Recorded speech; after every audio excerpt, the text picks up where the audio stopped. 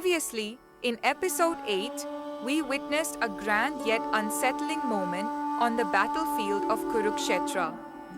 The grandsire of the Kaurava dynasty, Bhishma, rose like a towering mountain amidst the dust of war and blew his conch. His sound was not just a call to battle, it was a declaration of loyalty, a signal that even the wisest and noblest of warriors had chosen sides, the wrong side, and with it, the Kaurava army thundered in unified pride. But amidst that noise, a sacred silence hung over the Pandava camp. What would their answer be? What strength lies behind Dharma? Today, we witness that answer. Let us now recite the sacred verses.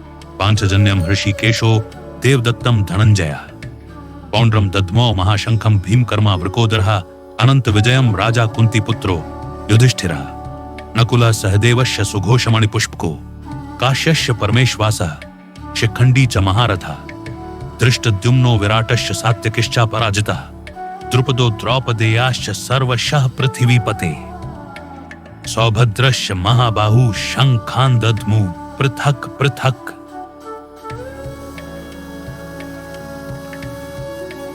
The celestial sounds of divine declaration. Hrishikesh, the master of senses, blew Panchajanya, and Arjuna, the mighty bowman, sounded Devadatta. Bhima, the fearless doer of heroic deeds, roared through the Poundra. Yudhishthira, the noble king, released the sound of Ananta Vijaya, the call of eternal victory. Nakul and Sahadev, graceful and loyal, blew Sugosha and Manipushpak, clear and melodious. Then came the mighty bowmen, the king of Kashi, indomitable Shikhandi, fiery Drishtadyumna, noble Virata, and undefeated Satyaki. Drupada, father of Draupadi, her 5 sons, born of fire and Dharma, and Abhimanyu, Subhadra's valorous son, all blew their conches, each with thunderous resolve. Verse 15 introduces 3 warriors, Krishna, Arjuna, and Bhima, the spiritual guide, the supreme archer, and the fearless strongman. Hrishikesh. Krishna's title means Lord of the Senses. By blowing the Panchajanya, he sends a vibration of inner clarity. Devadatta, Arjuna's conch, means gift of the gods, aligning his action with divine will. Pondra, Bhima's massive shell, is symbolic of force and fearlessness. It is said to thunder across valleys like a lion's roar. In verse 16, we meet Yudhishthira, called king. Even in exile, his royalty shines. His conch, Ananta Vijaya, symbolizes timeless, righteous victory. Nakul and Sahadev, the twin sons of Madri. Their conches, Sugosha, sweet voice, and Manipushpa, jeweled flower, embody harmony, grace, and elegance. Verse 17 expands the scene. Kashi king, a master archer. Shikhandi, born to break Bhishma's armor of invincibility. Drishtadyumna, fire-born commander of the Pandava army. Virata, the king who sheltered the Pandavas during their exile. Satyaki, Krishna's disciple, undefeated in battle. And finally, verse 18, Drupada, proud father of Draupadi. The 5 sons of Draupadi, symbols of Dharma in youth. Abhimanyu, Subhadra's powerful son, youthful, radiant, destined for glory. The blowing of the conches is not merely ceremonial. It is a sacred act of awakening, both inward and outward. Krishna, as Hrishikesh, blowing first, signals the inner awakening. Before engaging the world, one must master the self. The order of conch blowing represents psychological alignment, from divine consciousness, Krishna, to inner warriorhood, Arjuna and Bhima, to royal nobility, Yudhishthira, and finally to collective strength, allies and sons. This is team cohesion, energy synchronization. The sound becomes the soul of the army. So, what does it mean to blow your conch today? When we enter a difficult meeting, a high-stakes decision, or a family crisis, we can either react with panic or respond with prepared clarity. Like Krishna's Panchajanya, the first sound we emit, our voice, tone, energy, sets the stage. The Ananta Vijaya in us is our unshaken integrity. The Devadatta is our divine gift, focus, talent, presence. This verse reminds us, respond, don't react, align, don't scatter. In today's world, what does it mean to blow the conch?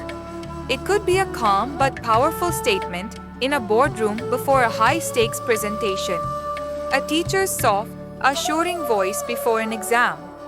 A parent's gentle but firm guidance during a family storm. A yogi's deep breath before meditation. A doctor's focus before entering the operation theater. It is the act of saying, I am here, I am ready, I stand with my truth. This symbolism echoes across traditions. In the Bible, the trumpet was blown before divine intervention or victory.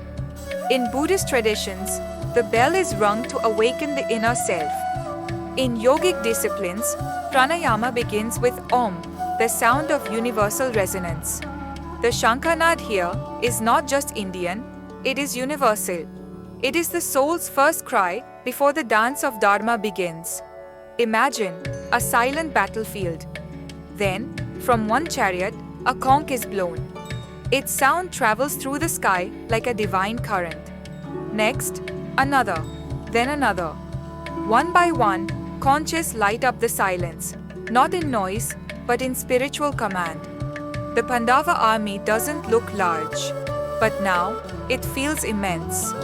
Not because of numbers, but because of alignment. And in the center of it all, Krishna's eyes remain still, calm, certain, divine. The conches are not just instruments, they are embodiments of personality and dharma. Panchajanya, the conch of balance, born of the 5 elements. Devadatta, divine assignment, bestowed upon Arjuna as a warrior of righteousness. Poundra, the primal roar of strength and power. Ananta Vijaya, a pledge to eternal victory through truth. Sughosha and Manipushpak, subtle strengths, often underestimated but essential. Each name is a mirror, not just of the warrior, but of the inner attribute they must embody. The Shankha is not symbolic alone. Scientifically, the conch produces a resonant frequency, known to awaken alertness, balance the nervous system, and energize the mind. In ancient military psychology, such sounds were used to stir the blood, sharpen the reflexes, and induce awe in enemies. Modern equivalents: national anthems before matches, theme songs before product launches, breathing exercises before performances. These are our digital age Shankhanads, tools to align body, mind, and purpose. As the sounds of conches fade into the horizon, we are left not with noise, but resonance. A resonance of shared vision, of rightful readiness, of warriors who are not eager to fight, but who are prepared to stand for Dharma. This is not just a war. This is a soul movement, a battle of values, of purpose, of clarity against confusion. And in the coming moment, a question will arise from Arjuna's heart, a question that changes everything. But that, dear listener, is for the next episode. Like the video and share with your loved ones, and do not forget to subscribe. Jai Shri Krishna.